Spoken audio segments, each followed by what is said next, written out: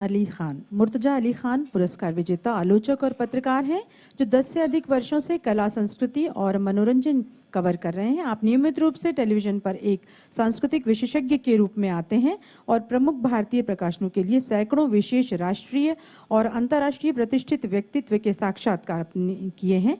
आप नियमित रूप से पटकथा लेखन, फिल्म प्रशंसा, मीडिया अध्ययन और फिल्म सिद्धांत पर कार्यशालाएं करते हैं। आप लघु फिल्म to new with India Viplav की पटकथा और संवाद लेखन आपने किया है। आपने 1200 से अधिक हिंदी फिल्मों की वैश्विक यात्रा के बारे में लिखी पुस्तक हिंदुजा और बॉलीवुड का अंग्रेजी में अनुवाद किया है। बहुत स्वागत और अभिनंदन है आपका। Thank you so much. With chairs permission मैं हिंदी इंग्लिश मिक्स करके बोल सकता हूँ। यहाँ तो जब टोटल अंग्रेजी बोलना है तो आप तो हिंदी में। हाँ, मुझे लगा कि आपसे अनुमति ले लेनी चाहिए। Thank you so much to the Sahitya Academy for this wonderful panel and for making me a part of it. अभी जिन लोगों ने मुझसे पहले बात करी है, बहुत सारे बड़े बड़े लोगों के नाम लिए गए हैं, तो मेरी कोशिश रहेगी कि मैं रिपीट ना करूं चीज़ों को, but having said that there are a few things that I would like to still touch upon. हो सकता है एक आध जगह रिपीटेशन हो जाए, पर मेरी कोशिश रहेगी रिपीटेशन ना हो और समय रहते हुए if you could and it, I think I will be really happy.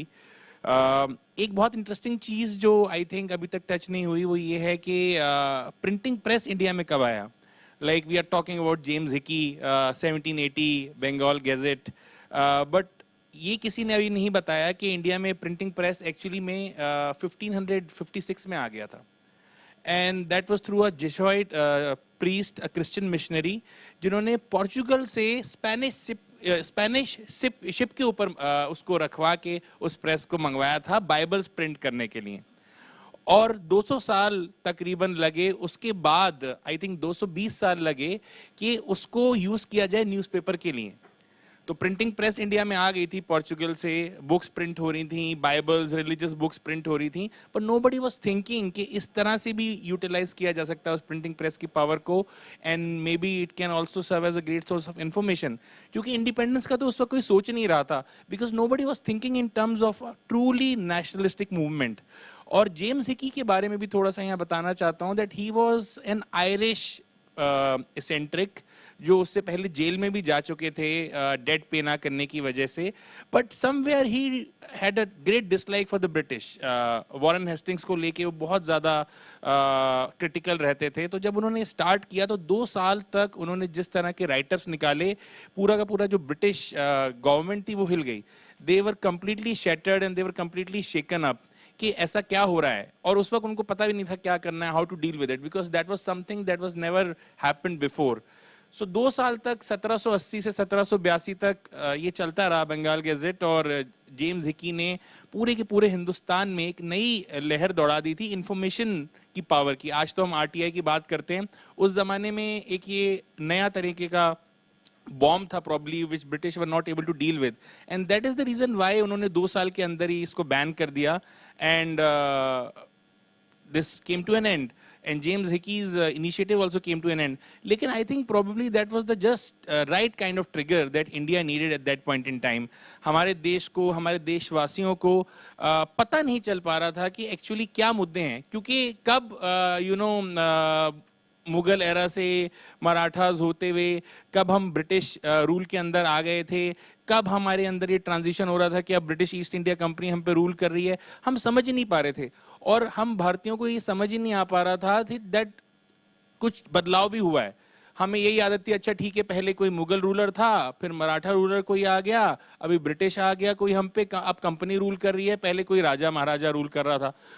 That is why it is very important what James Hickey did. और उसके बाद जो एक रेवोल्यूशन शुरू हुई, धीरे धीरे अलग अलग जगह न्यूज़पेपर स्टार्ट होने लगे, and people got to know that actually में we are being ruled by this colonial power which is actually a company. और मुझे बताने की जरूरत नहीं है, बहुत अच्छी राइटिंग्स अब तो आ चुकी हैं। विलियम डैरम्पल इस पे बहुत एक्सटेंसिवली लिख चुके हैं, शशि थरूर इस पे एक्सटेंसिवली लिख चुके हैं, और I think British east India company को एक साइकोपैथ से भी कंपेयर किया गया है कि all they did was to drain things out of India. तो एक आम इंसान की जो रोजमर्रा की दिक्कतें थी, उसकी तकलीफें थी, ये इस न्यूज़पेपर के माध्यम से और जो अलग अलग न्यूज़पेपर स्टार्ट हो रहे थे, लोगों को पता चल रहा था कि अच्छा there are things that can be highlighted hair.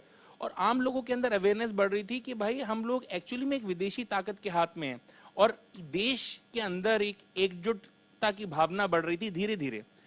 साथ ही साथ एक और इंटरेस्टिंग चीज हो रही थी, बिकॉज आपको ये भी समझना होगा कि यहाँ कॉलोनियल पावर्स भी आपस में लड़ रही थी। गोवा में ऑफ कोर्स मैंने आपको बताया कि भाई प्रिंटिंग प्रेस है because of Portugal influence, Portuguese का वहां पे रूल था, पर साथ ही साथ French also had interest in the world out there. France और ब्रिटेन के बीच में लगातार लड़ाई हो रही थी and they were trying to have this strategic as.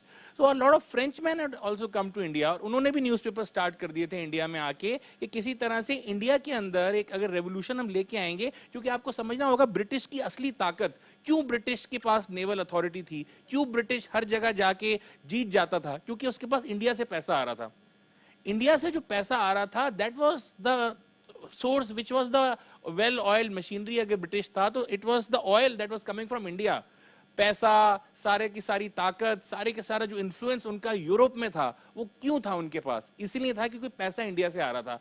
India को सोने की चिड़िया के नाम से जाना जाता था, और वो सारा पैसा, चाहे कोहिनूर की तो मैं बात ही नहीं कर रहा, मैं इन जनरल बात कर रहा हूँ। रेल क्यों इंडिया में लेके आए थे ब्रिटिश? वो इसीलिए लेके आए थे कि जल्दी जल्दी सब चीजें यहाँ से लेके भागते जाएं, शिप्स के थ्रू, रेल्स के थ्रू। रेल रोड बनाया, रेल रोड से डॉक तक जाता था, डॉक से शिप पे लाद के ब्रिटेन। वहां इतना पैसा आ जाता था कि उनको जरूरत ही नहीं पड़ती थी और कुछ करने की, और बेस्ट नेवी, बेस्ट आपकी आर्मी, बेस्ट आपकी फोर्सेस। तो फ्रांस को लगा यार हम क्या करें, so a lot of Frenchman were sent to India, क्योंकि फ्रेंच कॉलोनीज भी थी इंडिया में।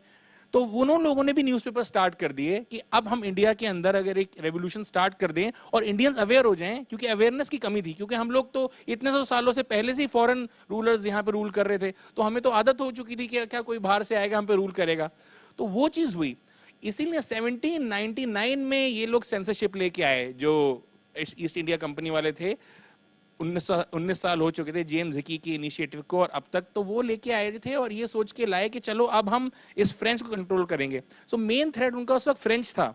So that is the interesting thing that there was an outside stake holder. France और ब्रिटेन को जो आपस में जो एक वर्ल्ड लेवल पे गेम चल रहा था, उसमें जो इंडिया में जो लोकल लेवल पे प्लेयर्स थे उन पे कैसे इंपैक्ट पड़ा।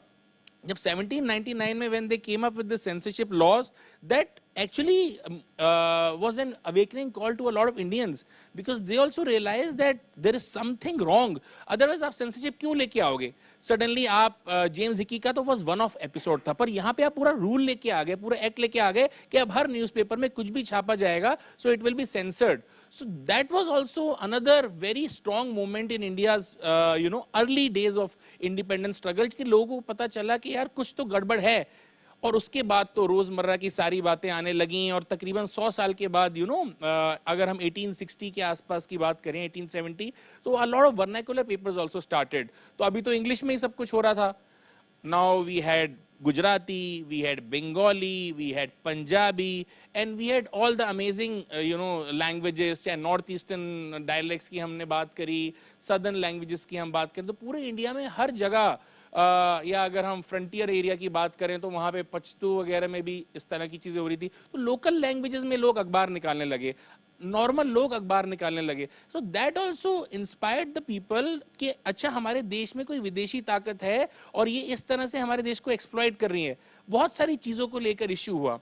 बस यहाँ पे मैं थोड़ा सा समय लेते हुए एक और चीज़ थोड़ी सी हाईलाइट करना चाहता हूँ, which I think a lot of us often overlook. इसकी सिर्फ journalistic way is not just newspaper या मैगजीन नहीं है। बुक्स के थ्रू भी जर्नलिज्म हो सकती है, स्टूडेंट जर्नल्स के थ्रू भी हो सकती है, स्टूडेंट सोसाइटीज में पैम्फलेट्स बांट के भी वो भी जर्नलिज्म का पार्ट था। तो जो भगत सिंह कर रहे थे उस जमाने में, या इवन विनायक सावरकर जो कर रहे थे through student societies, that was also part of this movement, जो ये मूवमेंट थी। ऑफ कोर्स अगर लाल बाल पाल की बात करें तो वो तो सबने हमने देख ही लिया, बाल गंगाधर तिलक की हमने बात करी, sir had a very detailed analysis of that. Ma'am also touched upon some amazing initiatives in the northeastern part of India, so that we saw. But having said that, ये जो छोटे छोटे स्टूडेंट इनिशिएटिव्स थे, school colleges में जो societies बन रही थी या जो बुक्स लिखी जा रही थी उस जमाने में, that was also part of the same journalistic movement. तो मुझे लगता है उसको कहीं ना कहीं क्रेडिट कई बार नहीं मिलता है, but we should give it the credit that it deserves. एक इंटरेस्टिंग चीज मैं दिखाना चाहता हूँ पावर ऑफ जर्नलिज्म की। दिस इज द ट्राइब्यून का front page when Bhagat Singh और सुखदेव और राजगुरु को जब फांसी मिली थी, तो next day this was how it red. So this is the impact. अब ये कोई ब्रिटिश न्यूज़पेपर नहीं है, ये लाला लाजपत राय ने न्यूज़पेपर स्टार्ट किया था पंजाब में. So that newspaper had the power to print के Bhagat Singh, Rajguru and Sukhdev executed. No last interview with relations. So इसका जो इम्पैक्ट क्रिएट हुआ, that is unprecedented. This is a very important moment again in India's independent struggle, कि इस तरह की जो अखबार थे, हमारे जो देसी अखबार थे, वो इस तरह की आर्टिकल्स पब्लिश कर पा रहे थे, और जो पूरी तरह से ब्रिटिश शासन को हिला देते थे. छपता यहाँ था और वहाँ क्वीन तक पहुँचता था उसका असर, और उनकी वहाँ नींद हराम हो जाती थी, वहाँ पार्लियामेंट में डिस्कशंस हो जाती थी, यहाँ पे कुछ भी चीज होती थी. सो that is the power of journalism. And बस मैं एंड में एक जोसेफ पुलित्जर का कोट है जिससे मैं अपने सेशन का एंड करना चाहूंगा, which I think the reason why I want to share is because of its relevance even today's times also. Journalism will always remain a very important thing. So here is what it says. Our republic and its press will rise or fall together, Pulitzer famously wrote. An able, disinterested, public-spirited press with trained intelligence to know the right and course to do it can preserve that public virtue. Without popular government is a shame and a mockery. A cynical, mercenary, demagogic press will introduce in time a people as base itself. The power to mold the future of republic will be in the hands of the journalists of the future generations. So I think he has summed it up beautifully कि जो future है वो journalists के हाथ में है, और journalists किस तरह से अपने आप को responsible ठहराते हैं इस role के लिए, which has been granted to them. I think that will shape up our future. Thank you so much. धन्यवाद Murtaza ji. Thank you so much sir.